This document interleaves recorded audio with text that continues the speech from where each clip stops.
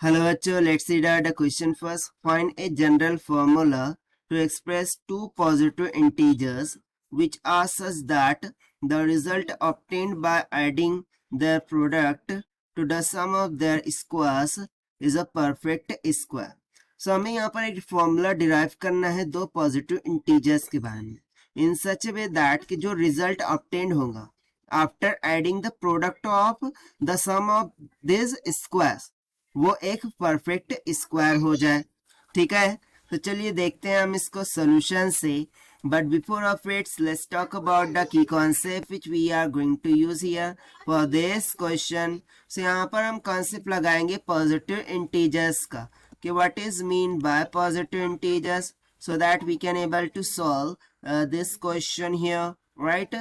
So positive integers means to say कि वो number जो कि कंप्लीट नंबर हो और ग्रेटर दैन टू जीरो हो, यानी कि positive integers is nothing but a whole number which is greater than to zero.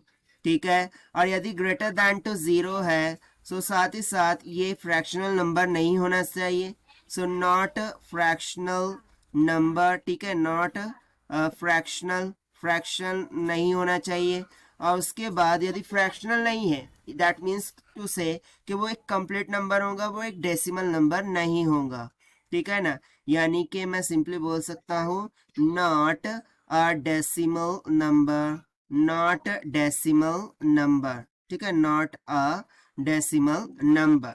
सो भाई इसी कंसेप्ट का यूज करते हुए हम स्टार्ट करते हैं यहाँ से सोल्यूशन से। तो सबसे पहले हम क्या करेंगे, हम सपोज कर लेंगे किसी भी दो पॉजिटिव इंटीजर्स को, right? So let suppose, okay, let x and y be two positive integers. x और y क्या है, दो पॉजिटिव इंटीजर्स है, ऐसा मैंने यहाँ पर लेट कर लिया है।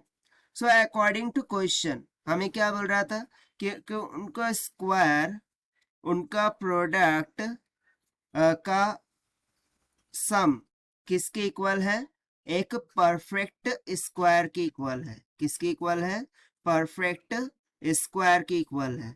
अब वो जो परफेक्ट स्क्वायर आ रहा है वो कोई भी थर्ड क्वांटिटी होंगी, सो उसको हम मान लेते हैं कुछ जेड स्क्वायर के बराबर। ठीक है, तो यदि मैं यहाँ से x को कॉमन करूं सो मैं सिंपली बोल सकता हूँ x of x plus y, this will be equals to क्या होगा, so x square minus of y square के बराबर होगा।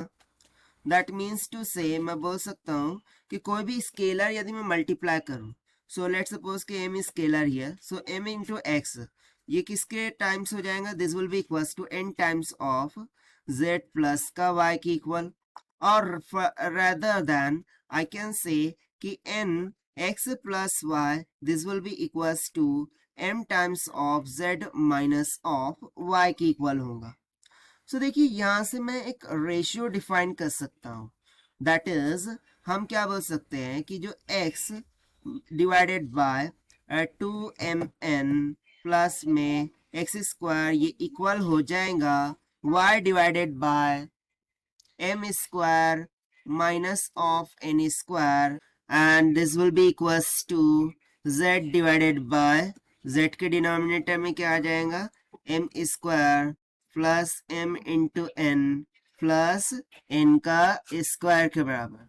ठीक है, सो यहाँ से फर्दर हम क्या बोल सकते हैं कि वो जो दो पॉजिटिव इंटीजर्स है, ठीक है ना, वो यहाँ से क्या प्रूव होके आ रहा है, therefore by seeing this ratio कि जैसे कि z square z divided by क्या है, m square plus m n plus n का स्क्वायर, यही था x square plus x y plus y square is equals to perfect square होना चाहिए। और वहीं यहाँ पर हमारा प्रूव क्या आ रहा है, इस रेशियो से हमें पता चल रहा है। So therefore I can say that the two positive integers, two positive integers are, वो दो पॉजिटिव इंटीजर्स कौन कौन से हो जाएंगे फिर, 2 times of M N plus में इनका स्क्वायर ये एक हो जाएगा, और दूसरा वाला कौन हो जाएगा, M square minus of N square के बराबर।